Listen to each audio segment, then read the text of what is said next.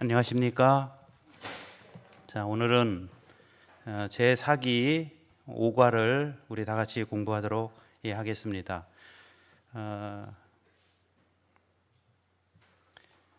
자, 오늘 우리가 함께 연구해야 될 말씀의 제목은 내 문 안에 유하는 나그네라고 하는 그러한 제목으로 우리가 오늘 말씀을 살펴보겠습니다.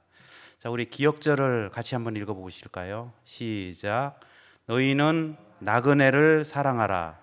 전에 너희도 애굽 땅에서 나그네 되었음을 씀이니라. 자, 먼저 여러분들에게 총론을 좀 설명해 드리도록 하겠습니다. 학습 목표가 세 가지죠. 깨닫기, 느끼기, 행하기인데 여러분들이 이해를 조금 더 쉽게 하기 위해서 밑에 따로 이렇게 구분을 해서 만들었습니다. 먼저 깨닫기인데요. 이 깨닫기는 하나님에게서 받은 도움을 이웃에게 주는 도움으로 바꿔라는 것입니다. 하나님으로부터 우리가 도움을 받지 않습니까? 받는 것으로만 그치지 말고 받은 것을 반드시 이웃에게 주는 도움으로 바꾸어 나가라. 그 다음에 느끼기. 지식신앙에서 실천신앙으로. 영생은 예수 그리스도를 아는 것 아닙니까? 이 안다고 하는 것은 지식적인 알을 떠나서 실천하는 암까지 우리 하나님께서는 포함해서 말씀을 하고 있습니다. 그래서 느끼기는 지식신앙에서 실천신앙으로 우리가 더 발전해 나가야 된다. 그 다음에 세 번째 행하기는, 자, 이 말씀이 중요합니다. 우리가 이제 어떻게 행할 것인가? 총론인 하나님의 사랑을 강론인 구체적인 방법들로 표현을 하는 것입니다. 자, 이 말씀 중에서 여러분 이해되지 않는 말씀은 없지요? 다 이해가 됩니까? 하나님으로부터 받은 도움을 이웃에게 주고, 그 다음에 지식신앙에서 실천신앙으로 더 나아가고, 더 나아가서 하나님의 사랑이라고 하는 총론에만 머물러 있는 것이 아니고 많은 수많은 강론, 구체적인 그러한 방법들로 표현이 됐을 때 우리 하나님께서 받아주실 만한 신앙인으로서 우리는 살아갈 수 있다. 자, 이 말씀입니다. 제가 지금 여러분들에게 말씀드린 이 세 가지를 다 품고 있는 본문 하나가 있습니다. 이게 누가복음 10장 25절 이하에 보면 여러분이 다 아시는 내용입니다. 자, 한번 봅시다. 25절에 보면 어떤 율법 교사가 일어나 예수를 시험하여 이르되 선생님, 내가 무엇을 하여야 영생을 얻으리이까? 예수께서 이르시되 율법에 무엇이라 기록되었으며 내가 어떻게 읽느냐? 대답하여 이르되 내 마음을 다하며 목숨을 다하며 힘을 다하며 뜻을 다하여 주 너희 하나님을 사랑하고 또한 내 이웃을 내 자신같이 사랑하라 하였나이다. 예수께서 이르시되 내 대답이 옳도다. 이를 행하라 그러면 살리라 하시니. 사는 것은 뭐라고 되어 있습니까, 여러분? 자, 27절에 보면은 마음을 다하고 뜻을 다하여 하나님을 사랑하는 것으로, 이게 총론이죠. 사랑이라고 하는 것은요, 총론에 해당됩니다. 그런데 이 총론을 행하라 그리하면 너희가 살 것이다. 행하지 않으면 어떻게 된다는 거예요? 살아있는 게 아니라는 것을 얘기를 하고 있어요. 그래서 우리는 총론에만 머무는 백성들이 아니라 사랑이라고 하는 이 사랑을 마음속에 극히 품고 있는 게 사랑이 아니에요. 이것을 더 나아가기를 하나님께서 원하시는데 이 본문에서는 이렇게 이제 얘기를 하고 있습니다. 그 사람이 자기를 옳게 보이려고 예수께 여짜오되 그러면 내 이웃이 누구이니까? 예수께서 대답하여 이르시되 어떤 사람이 예루살렘에서 여리고로 내려가다가 강도를 만나매 강도들이 그 옷을 벗기고 때려 거의 죽은 것을 버리고 갔더라. 마침 한 제사장이 그 길로 내려가다가 그를 보고 피하여 지나가고 또 이와 같이 한 레위인도 그곳에 이르러 그를 보고 피하여 지나갔다. 피하여 지나갔다라고 하는 것은 행했다는 것입니까? 행하지 않았다는 것입니다. 그러면서 이렇게 얘기하고 있어요. 어떤 사마리아 사람은 여행하는 중 거기 이르러 그를 보고 불쌍히 여겼다는 것은 뭘까요? 어떤 마음이 들었다는 거예요? 사랑하는 마음이 들었다는 거예요. 이게 총론이에요, 총론. 여러분, 먼저요, 어떤 대상을 봤을 때 불쌍히 여기는 마음, 다시 말하면은 그 사랑의 마음이 먼저 총론이 생겨야 돼요. 있어야 됩니다. 자, 그 다음에 이 사람은, 선한 사마리아 사람은 총론에만 머물렀는가? 총론에만 머물러지 않았어요. 이제 강론이 나옵니다. 34절에 보면은 가까이 가서 기름과 포도주를 그 상처에 부었다고 했어요. 그리고 싸매줬다고 했어요. 자기 짐승에 태웠다고 했어요. 그리고 주막으로 데리고 가서 돌보아 주었다. 그 다음에 이 사람을 돌보아 주라. 비용이 더 들면 내가 돌아올 때에 갚으리라. 자, 왜 하나님께서, 여러분 한번 생각해 보시기 바랍니다. 36절에 내 생각에는 이 세 사람 중에 누가 강도 만난 자의 진정한 이웃이 될 수 있겠느냐? 이르되 자비를 아는 자요, 베푼 자요. 자비를 베푼 자예요. 베풀었다. 자비를 베풀었다고 하는 것은 총론만 가지고 살아가지 않고 구체적인 강론들이 있었다는 거예요. 그래서 하나님으로부터 칭찬을 받았다고 하는 것입니다. 여러분, 하나님께서 원하시는 사랑은 품고 있는 게 아닙니다. 품고 있는 게 아니에요. 품고 있는 것을 어떻게 하는 거예요? 펼치는 것, 드러내놓고 또 이렇게 표현이 되는 것이라는 것을 말씀을 드리고 있는 것입니다. 여러분, 다시 이제 한번 봅시다. 깨닫기. 하나님에게서 받은 도움을 이웃에게로 향하는 도움을 준다는 거죠. 여러분, 받아야 살 수 있고 줘야 살 수 있다는 거예요. 먼저 받아야 돼요. 하나님으로부터 사랑을 받은 다음에 그 사랑을 어떻게 하는 거예요? 나를 통해서 누구에게 줄 때. 여러분, 갈릴리 바다가 왜 깨끗하다고 고기가 많이 삽니까? 위로부터 내려오는 물을 받은 다음에 흘려 보내죠. 그러나 사해는요, 받기만 하지. 그러니까 총론에만 머물러 있으면 어떻게 된다는 것입니까? 나 하나님 사랑합니다. 이런 총론에만 머물러 있으면 사해가 된다는 거예요. 머지않아 사해가 된다는 것입니다. 그래서 지식신앙에서 실천신앙으로 총론인 하나님의 사랑이 강론인 구체적인 방법들로. 그래서 우리는 기도해야 됩니다. 하나님, 내가 가지고 이제 하나님으로부터 받은 이 사랑을 어떻게 하면은 강론화 시킬 것인가, 구체화 시킬 것인가. 그래서 구체적인 뭔가가 있는 사람으로 발전해 나가는 그러한 성도가 되기를 하나님께서 원하십니다. 오늘은 이런 지금 총론을 제가 다시 한번 말씀을 드리는 것입니다.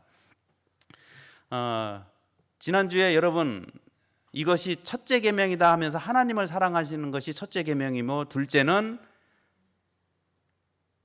내 이웃을 내 자신과 같이 사랑하라. 그래서 이 두 가지가 이제 합쳐지는 건데요. 이렇게 제가 좀 정리를 했습니다.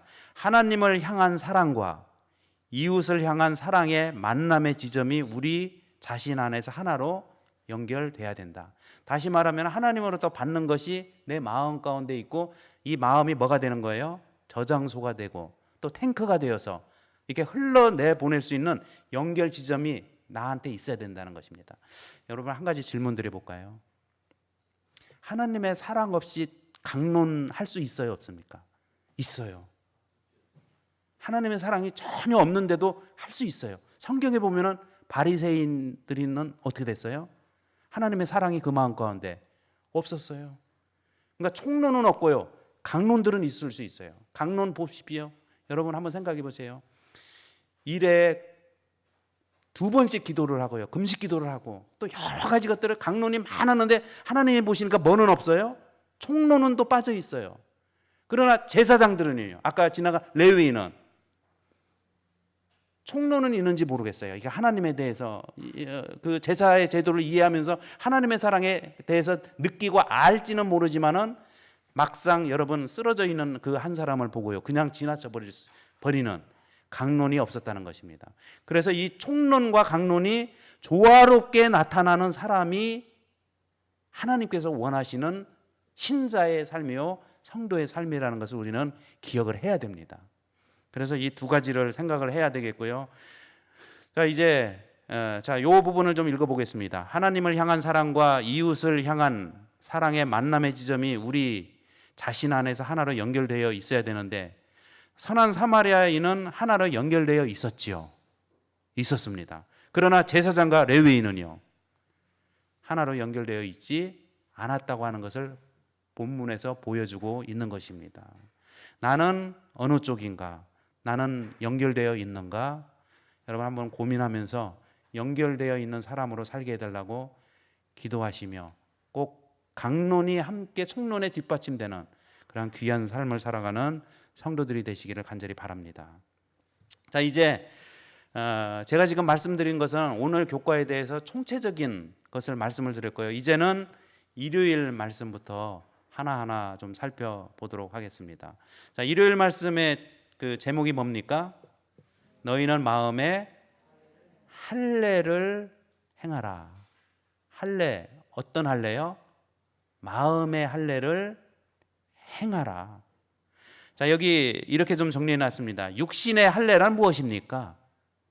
성경에서 말하는 육신의 할례는요, 남자아이가 출생한 후 8일째 되는 날에 남성의 생식기의 머리 부분을 덮고 있는 표피를 베어내는 것입니다. 베어내는 것이에요. 그래서 벗겨냄으로 하나님과의 언약이 성취가 된, 이게 이제 육신의 할례입니다. 자, 육신의 할례의 특징은 뭐예요? 벗겨내는데 있었다는 거죠. 그래서 벗겨내고 잘라내는 것을 통해서 하나님과의 언약 관계가 성립이 되는 거였어요.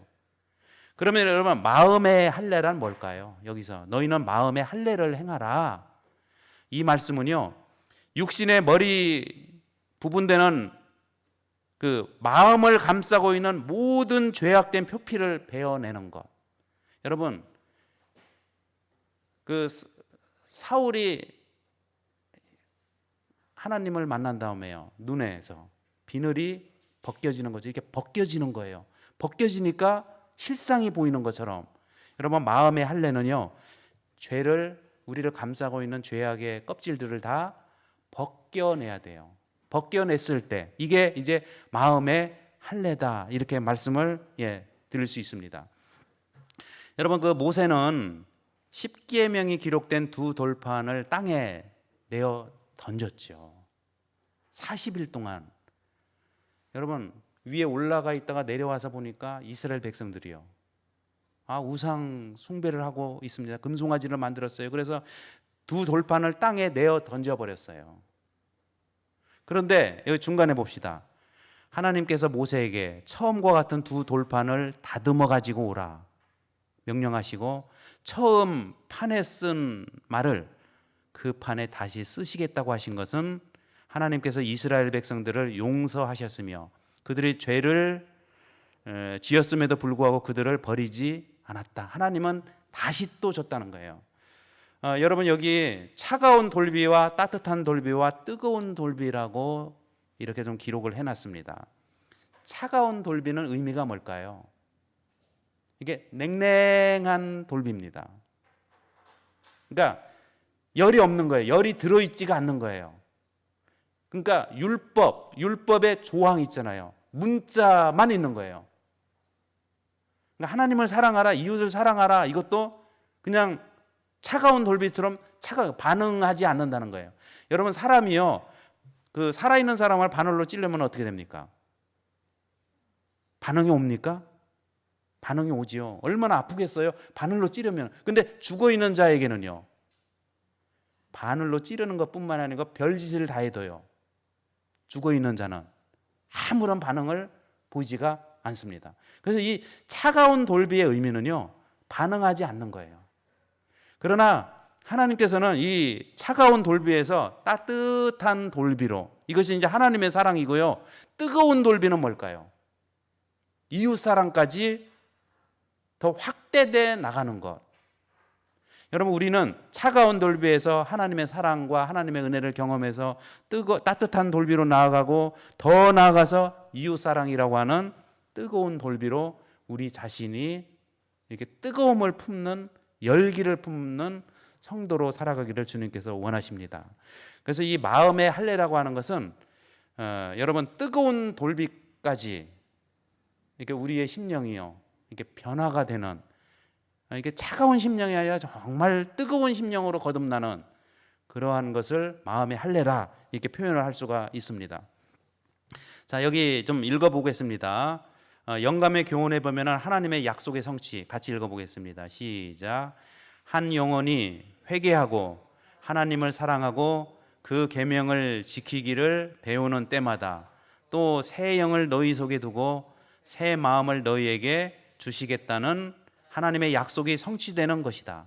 인간의 마음에 일어나는 변화, 곧 인간의 품성의 변화는 살아계신 구주께서 영혼을 구하시려고 역사하고 계심을 보여주는 기적이다. 여러분, 이 차가운 돌비가 따뜻한 돌비로 또 뜨거운 돌비로 변화되는 것은 뭐라고 되어 있어요? 기적이라고 했어요. 기적. 기적이 뭡니까? 기적이 쉽게 일어나는 게 기적입니까? 정말 마지막 시대에 여러분 이렇게 기적을 경험하는 사람 여러분 보면 있어요. 정말 있습니다. 그래서 저와 여러분들은 이런 어떤 기적에 사람으로 살아갈 사람들이라는 기억하시고 마음의 할례란 차가운 이기심을 벗겨내고 따뜻한 하나님의 사랑과 이타심으로 덧입혀지는 것을 마음의 할례다 이렇게 말씀을 할 수 있습니다. 자, 이제 월요일 말씀 보겠습니다. 나그네를 사랑하라. 여러분, 이 나그네가 하나님의 백성일까요, 아닐까요? 이스라엘 백성들은 선민들은 나그네들을 하나님의 사람으로 여겼을까요? 오직 하나님의 사람은 누구밖에 없어요? 우리밖에 없어요. 우리 이스라엘 백성들밖에. 나머지 사람들은 다 뭡니까? 외인으로 표현이 되죠. 외인이요, 나그네요. 우리의 그룹에 들어올 수 없는 겉도는 사람들, 들어올 수 없는 사람들. 여러분, 물과 기름을 아무리 흔들어도 어떻게 됩니까? 섞여집니까? 막 섞이는 것 같지만은 나중에 놓고 보면은요 이게 둥 떠 있습니다. 여기 그런데 하나님께서는 이 나그네를 향하여 이렇게 말씀하고 있어요. 하늘과 모든 하늘과 땅과 그 위의 만물은 본래 내 하나님 여호와께 속하였다. 다 누구 거라는 거예요? 이 나그네도 누구의 백성이라는 것입니까? 하나님의 백성이라고 지금 말씀을 하고 있어요. 밑에요. 하늘만 그런가? 그렇지 않다는 거예요. 땅과 거기에 충만한 것과 세계와 그 가운데 사는 자들은 다 여호와의 것이로다. 여러분, 이게 나그네를 사랑하라고 하는 이 말씀은요 다른 뜻이 아니고 하나님께 속한 것을 사랑하라, 하나님의 것을 사랑하라. 이 나그네가 하나님의 자녀라는 것을 깨닫는 순간에 여러분 신앙은요 성장을 하게 됩니다. 이 나그네가 하나님의 자녀로 보이지가 않아요. 제가 이제 말씀을 드릴 거예요. 여러분, 옆에 있는 사람이 예수님으로 보입니까? 그냥 사람으로 보입니까? 우리 눈에는 그냥 사람 아닙니까? 저도 아무리 봐도 여러분 그냥 사람이에요. 예수님이라고 이렇게 보여지면은 제가 이렇게 안 할 것 같아요, 앞에서. 그래서 겸손하면서 어떻게 하겠어요? 저 여기 말씀 못 하겠습니다. 근데 이 나그네를 사랑하라, 이 하나님으로 보여지는 것, 여기 봅시다, 여러분. 자, 영감의 교훈에 보면은요, 나그네를 위한 하늘의 배려가 나옵니다. 근데 이 배려를 만든 사람이 누구예요? 이 제도를 만든 사람이 하나님이라는 거예요. 하나님이 여러분 자신과 상관없는 것을 살리기 위한 하늘의 배려를 하나님께서 계획하실까요? 하지 않겠지요. 자, 읽어보겠습니다. 나그네를 위한 하늘의 배려. 곧 줄 그은 부분부터 읽겠습니다. 시작. 곧 하나님의 자비를 회상하는 때에는 나그네도 영접을 받아야 하고 추수할 때에는 나그네와 가난한 자들을 위하여 일부분을 밭에 남겨 두어야 했다. 그리하여 나그네들도 하나님의 영적 축복을 같이 나눌 것이었다. 여러분 한 예를 들어봅시다. 룻 아시잖아요. 제가 이 주석책을 이렇게 읽다가요, 룻이 보리 타작과 밀 타작이 마칠 때까지 그가 보아스의 밭에서 주운 밀과 보리의 양은요, 자기 밭에서 추수한 거와 똑같은 그렇게 많은 양을 추수를 했다는 거예요. 비록 내 밭은 아니에요. 내 밭은 아닌데 결과적으로 그 밭에서 얻은 것은 얼만큼 됐어요? 마치 자기 밭에서, 본인의 밭에서, 넓은 논에서 추수한 것과 같은 그렇게 엄청난 풍성한 양을 수확을 하게 되었다는 거예요. 근데 이게 다 무엇을 통해서요? 막 쏟아 부어줬습니까? 아니면 이삭 죽기였습니까? 이삭 죽기였지요. 이삭을 통해서 주었지만은 나중에 보니까 이삭이 쌓이고 쌓여서 보리추수와 밀추수가 맞춰질 그 한두 달 후에는요, 여러분, 마침 내 밭에서 내가 추수함을 얻은 것과 같은 그런 양이었다고 하는 것입니다. 그래서 여러분, 이삭을 하나님께서 허락하신 것은, 이삭 죽기를 허락하신 것은, 비록 그들이 나그네와 같고 고아와 같고 과부와 같고 이렇게 어렵게 살고 있지만은 하나님께서는 그들도 어떻다는 거예요? 자기들의 밭이 있는 것처럼 그런 풍성한 은혜를 하나님께서 주시도록 계획을 세웠다고 하는 것입니다. 근데 여러분, 이 룻이 이렇게 엄청난 양의 수확을 할 수 있었던 것은 다 누구 덕분이었어요? 보아스가 뭐라고 얘기하고 있습니까? 그 사환들을 향해서 일부러 뽑아서 어떻게 하는 거예요? 버리라고 했어요. 일부러. 누구를 위해서요? 그렇지요. 룻을 위해서, 나오미를 위해서, 연약한 여인들을 위해서 어떻게 하는 거예요? 뽑아 버려라. 그래서 누군가에게는 기업 물을 자가 필요한데, 우리도 여러분 이 세상 사람들에게, 나그네들에게 내가 곧 어떤 통로가 되는 거예요? 기업 물을 자와 같은 역할을 하기를 이렇게 뽑아서 버리는 거예요. 내 것을 어떻게 하는 거예요? 가지고 있지 말고 내 것을 뽑아서 누군가에게 버리는 사람. 아까 여러분 우리가 총론에서 지금 뭐 말씀드렸죠? 구체적인 방법. 보아스는요, 여러분, 보아스는 저 룻이라고 하는 여인을 어떻게 하면은 저 여인이 정말 이 어려운 그 시간에 풍성한 것들을 얻을 수 있을까를 생각을 했어요. 그래서 보아스가 생각해낸 방법은 뭐였어요? 이삭을 뽑아서 버리는 거. 여러분, 다시 말씀드립니다. 하나님의 사랑이라고 하는 이 총론이 마음속에 들어있는 사람은요, 반드시 강론을 만들어내요. 그냥 총론만 품고 있지 않아요.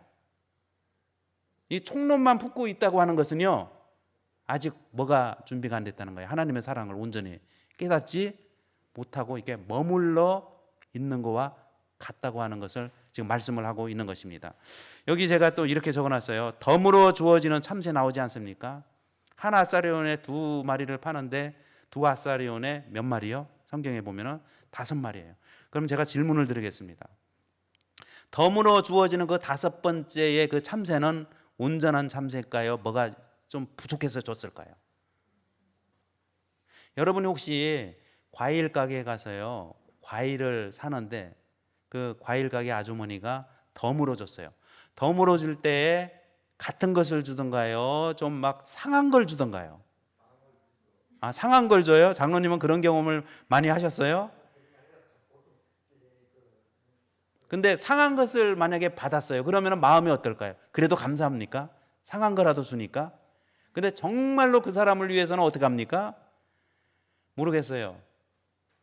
막 팔았던 거와 같은 것을 이렇게 한두 개 얹어주지 않습니까? 보통은 그렇게 하지요. 그래서 여러분, 이 세상에는요, 하나님의 백성이라고 하는 선민, 이스라엘도 있지만은 그 주변에 있는 나그네들도 하나님께서 보시기에는 덤일 수도 있지만은 이 덤이라고 해서 절대로 선민보다 가치가 떨어지거나 하나님으로부터, 사랑으로부터 멀리 있는 사람들이 아니라고 하는 것입니다. 똑같다는 거예요. 여러분, 어떤 사람은요, 덤으로 더 큰 걸 주는 사람도 봤어요. 그 가게에 가게 될까요? 안 가게 될까요? 덤으로 주는데 더 좋은 것을 주네요. 원래 파는 것보다 더 좋은 것을 두고 더 큰 것을 만약에 주면은요.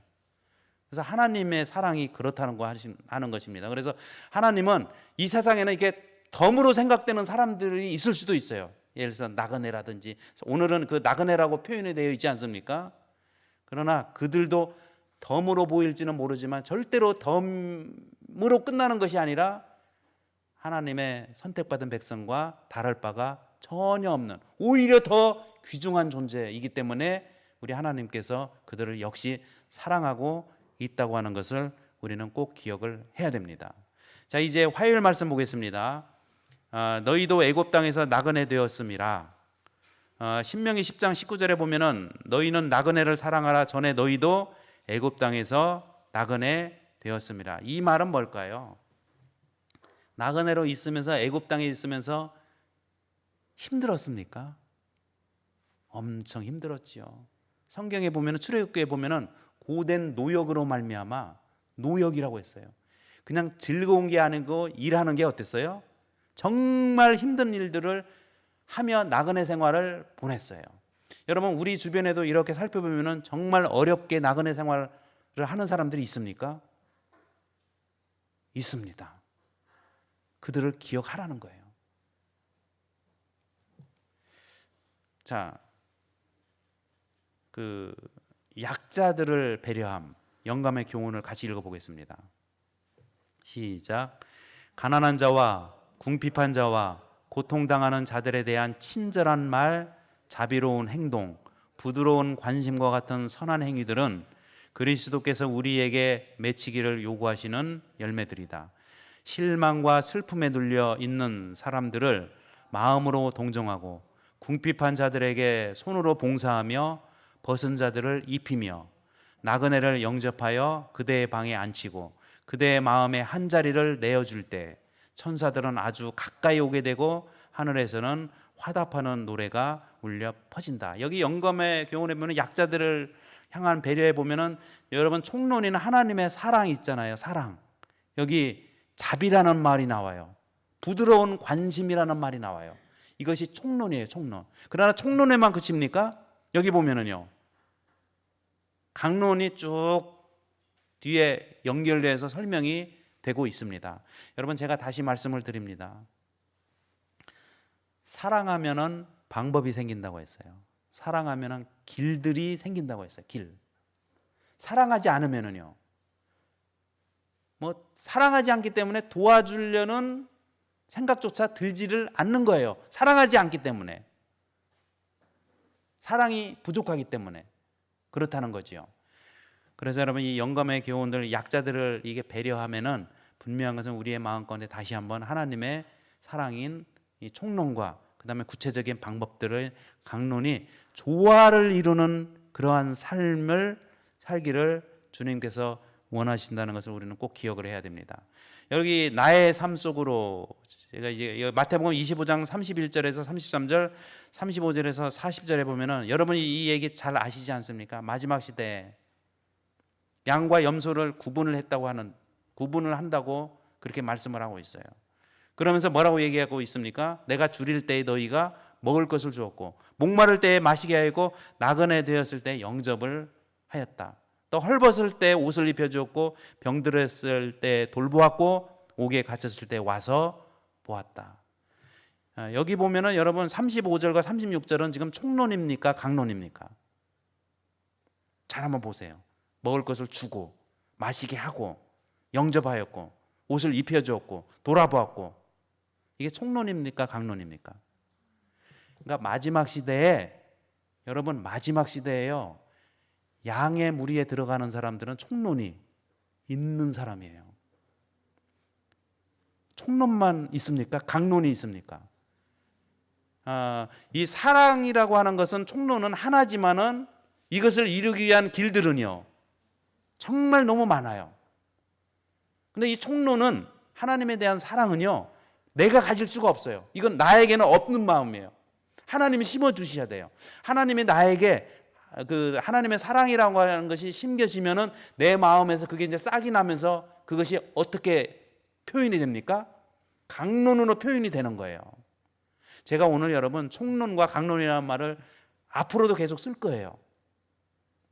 우리는 재림교회는 뭐가 부족할 수 있어요? 봉사 잘 합니까? 잘 못합니까? 대충 보면은요. 봉사에 부족하다는 얘기를 많이 들어요. 말씀은 있고 총론은 있는지 몰라도 강론이 너무 부족한 것 같아요. 여러분, 우리가 살아가면서 정말 다시 한번 강론이 우리의 마음권에 생각이 많이 나서 많은 한 사람이 여러분 강론 하나를 실천하면 우리 교회가 200개, 250개의 강론들이 나오면 이 교회가 얼마나 여러분 다른 모습으로 변화가 되겠습니까? 근데 우리 모두가 다 총론에만 머물러 있으면 어떻게 될까요? 나는 너 사랑해, 사랑해, 사랑해. 그래서 어쩌자는 거예요? 그게 뭡니까? 그래서 총론에는 반드시 뭐가 따라온다? 강론이 따라오기를 하나님께서 원하신다는 거. 이 말씀을 꼭 기억을 하시기를 바랍니다. 옆에 있는 형제에게 한 일이 하나님에게 한 일이라는 것을 깨달은 사람들 성경에 많이 있지요. 옆에 있는 아까 그래서 양의 무리는 옆에 있는 사람에게 하는 것이 곧 그 강론 하나 한 것이 곧 뭐라는 거예요? 하나님에 대한 사랑의 표현으로 하나님은 여겨 주신다는 거. 이 말씀을 꼭 기억하시기를 바라고요. 자, 이제 넘어가겠습니다. 수요일 말씀 공정하게 판단하라. 자, 모세는 하나님의 능력과 위엄에 관해 이야기하면서 하나님께서는 뇌물을 받지 아니하시고 약한 자들과 소외된 자들을 돌보신다고 이야기했다. 하나님께서 그렇게 하신다면 우리 또한 그와 같이 행해야 된다. 여러분, 공정하게 치우치지 말라는 것입니다. 오늘 그 말씀을 하고 있는 것입니다. 한번 보겠습니다. 아모스 2장 6절 7절에 보면은 여호와께서 이와 같이 말씀하시되 이스라엘의 서너 가지 죄로 말미암아 내가 그 벌을 돌이키지 아니하리니 이는 그들이 은을 받고 누구를 팔았어요? 여러분, 은을 받고 의인을 팔면 이게 누가 생각이 납니까? 유다 생각나지 않습니까?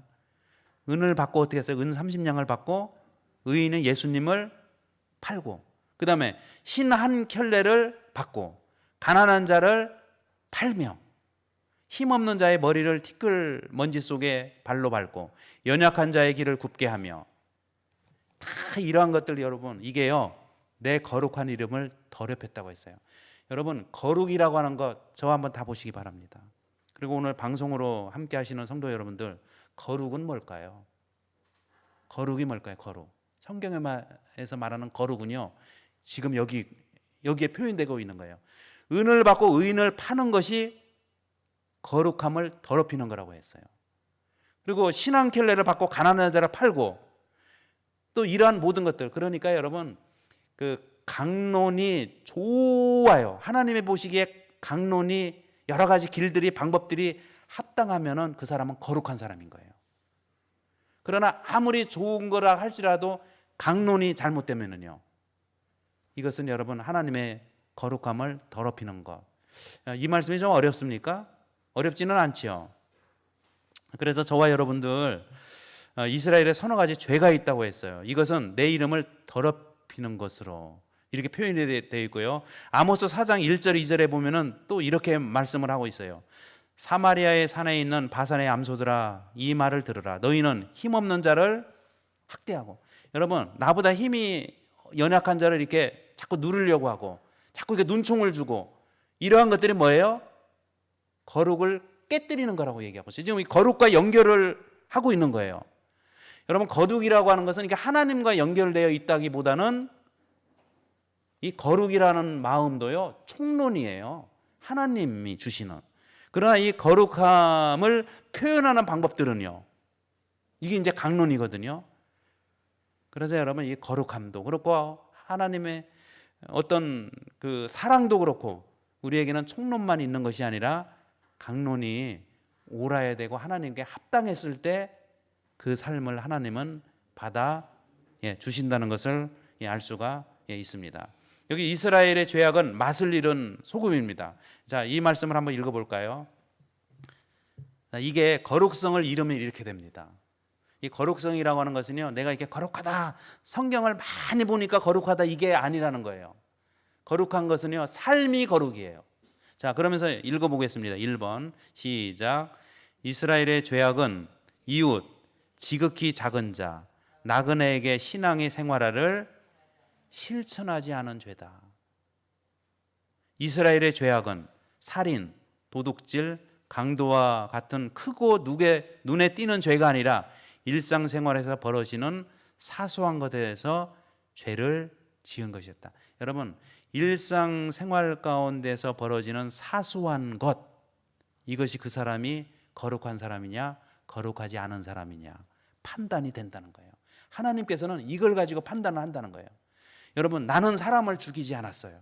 그러면 거룩합니까? 그게 아니라는 거예요. 내가 만약에 여러분 연약한 자에게 그 마음으로 자꾸 밀어내거나 아니면 어떻게 하거나 그러면 이것이 다 뭐라는 거예요? 거룩성을 잃고 거룩성을 파괴하는 거와 같다고 하는 것입니다. 자, 2번 읽어보겠습니다. 시작. 은을 받고 의인을 판다는 것의 뜻은 가룟 유다처럼 옳고 그름보다 당장 눈앞에 보이는 이익이나 손해냐를 먼저 생각하는 죄다. 세 번째, 이스라엘의 죄악은 하나님께로 향하는 수직이동을 게을리하고 옆으로 자기의 것을 확장해 나가며 옆에 있는 작은 자들을 돌보지 아니하는 죄다.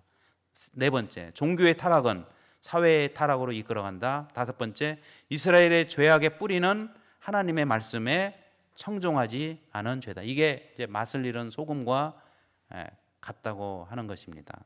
그래서 이 말씀을 잘 생각하며 다시 좀 정리해서 말씀드리면은 거룩이라고 하는 것은 뭡니까? 총론이 아니라 강론을 가지고 그 사람이 거룩하다, 거룩하지 않다. 일상의 사소한 것으로 하나님께서는 판단이 된다는 거예요. 이 말씀을 우리가 기억하시기를 바라고요. 자, 이제 넘어가겠습니다.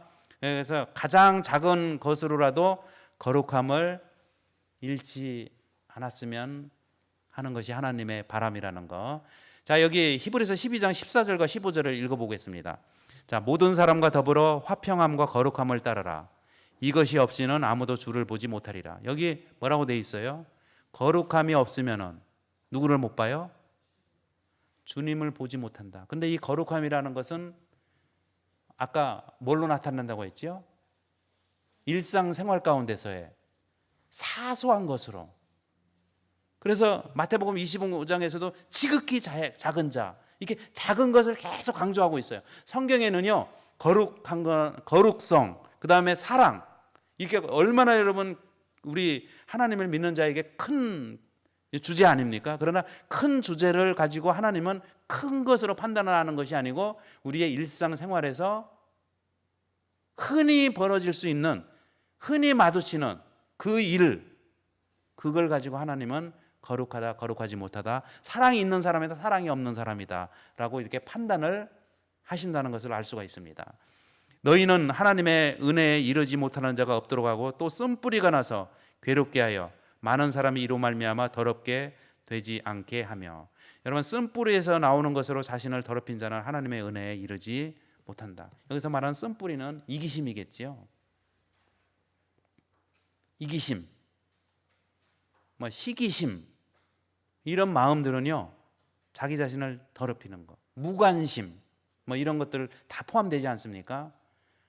이것은 하나님의 은혜에 이르지 못할 것이다, 이렇게 말씀을 하고 있습니다. 그래서 우리는 작은 것을 통해서 거룩함을 인정을 받는 성도가 되기를 우리 하나님께서 원하십니다. 자, 이제 목요일 말씀 보고 마치겠습니다. 하나님 앞에서 정결한 경건은요, 이렇게 말씀을 하고 있어요. 비록 빚진 자이지만 상대를 존중하며 인격적으로 대하라. 직접 밖으로 나와 갚을 수 있도록 밖에서 기다리라. 그의 옷을 담보물로 주거든 그것을 돌려주어 밤에 춥지 않게 잘 수 있도록 배려하라. 이렇게 여러분 이것도 보십시오. 그냥 담보물이 하나가 있어요. 저 사람이 추울 것 같다 생각이 드는 것이 뭐예요? 곧 이게 이제 총론인 거죠. 저 사람이 이렇게 마음 가운데 불쌍히 여겨지고 저렇게 되면 저 사람이 이 밤에 잘 안 될 것 같은데, 잘 수 없을 것 같은데 하는 마음이 드는 게 총론이에요. 그 총론이 먼저 들어야 돼요, 마음이. 그 다음에는 어떻게 했습니까? 하나님께서는요. 그 옷을 어떻게 하라는 거예요? 그 마음만 품고 있지 말고 그 옷을요, 되돌려 주라는 거예요. 이게 이제 강론이 되는 것입니다. 그래서 이 총론과 강론은 이게 같이 나가는 거예요. 하나님과 우리와의 사랑은요, 거룩성은 총론이에요. 강론은 누구에게 해야 되는 것입니까? 강론은 하나님에게 하는 것이 아니고요, 이웃에게 하는 게 강론인 거예요. 그래서 총론은 커, 막 하나님 막 사랑합니다, 이것은 큰데 강론이 하나도 없어요. 이것은 여러분 하나님께 간합되지 못한다는 것을 얘기를 말씀을 하고 있는 것입니다. 자, 사람을 대하는 원칙에 올바르면 경건한 사람이다. 율법에 엄격할수록 이웃과 나그네에게 관대하라. 영감의 교훈에 보면은 모든 사람이 동등하다. 제가 여기까지만 말씀드리겠습니다. 모든 사람은 다 뭐라는 거예요? 동등하다. 다시 말하면은 참새 4마리나 덤으로 주어지는 그 한 마리 참새나 동등하다는 것을, 이 원칙이 깨지면은 안 됩니다. 교회 중에서도 여러분, 만약에 목회자가 장로님이니까 이렇게 하고요, 이거는 뭐 그냥 할머니 교회 왔다가 잠깐 가니까, 만약에 막 대하거나 홀대하면 어떻게 되겠습니까? 벌써 본인이 그것을 느낄까요?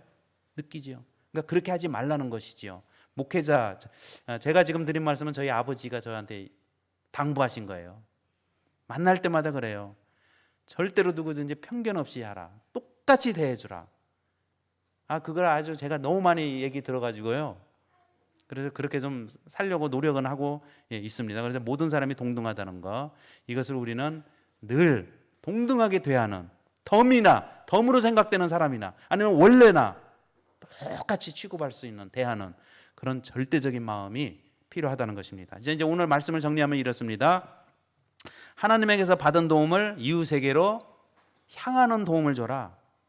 그 다음에 지식신앙에서 실천신앙으로, 총론인 하나님의 사랑에서 강론인 구체적인 방법으로, 그 다음에 하나로 연결이 되는 지점이 내가 되기를 원한다는 것입니다. 하나님의 사랑과 이웃사랑의 만남의 장소가 어디예요? 나 자신이 돼야 된다.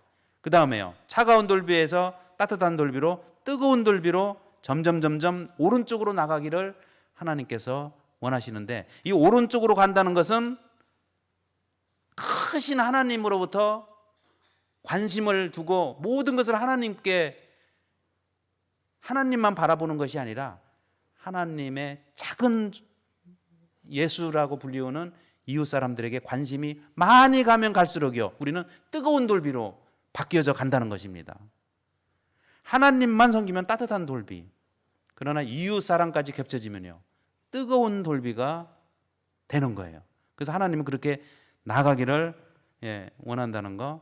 그 다음에 거룩함이란 마음의 상태를 뛰어넘어 성도의 관심이 머무는 그것과 그곳이 하나님의 관심이 동일하다는 것을 말씀을 드리고, 쓴뿌리가 나지 않다고, 쓴뿌리 때문에 여러분 정말 그 하나님의 거룩함을 따르지 못하는 일이 없도록 우리 하나님께서 우리의 마음을 온전히 주관해 주시기를 바랍니다. 내 문 안에 유하는 나그네 덤, 하나님은 공평하게 대해 주셨고 똑같이 대해 주셨다는 것, 이 말씀을 잘 새기면서 저와 여러분들 하나님의 은혜가 함께하는 귀한 삶을 사시기를 바랍니다. 찬미 609장입니다. 참사랑 가진 자는 609장 찬미 후에 제가 기도하겠습니다.